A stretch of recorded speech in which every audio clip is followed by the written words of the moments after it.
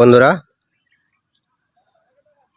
তো এই দেখেন আমাদের বুড়ির টালি পানির মধ্যে ক্যাট কাটতেছে। এদিক দিয়ে মজলু ভাই, আর ওই যে ওইদিক দিয়ে শামসুদ্দি হাইগুল, আর ওই যে এদিক দিয়ে আরেকজন আমার চাচা আছে, উনি কইলাম জাল ফাটছে, জালের থেকে কইলাম মাছ তুলতেছে। হ্যাঁ, তো এই যে আমাদের বুড়ির টেলি কইলাম অনেক পানি হয়ে গেছে, কম আডু পানির উপরে হয়ে গেছে। হ্যাঁ, তো এই যারা বলে অনুদান ফানা, সরকারি অনুদান ফানা, আমার বলতেছে। হ্যাঁ, তো ওই দেখেন বন্ধ করলাম, প্রচুর পানি এখনো।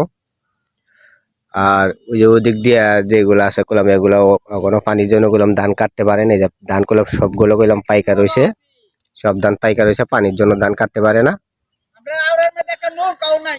হ্যাঁ, এই যে আউরের মধ্যে একটা নৌকাও নাই কইতাছে। আর ওই যে এখন হাই বলো ধান কাটতেছে, এই যে শামসুদ্দিও ধান কাটে। পানির মধ্যে ধান কাটতে হবে, কি করা যাবে।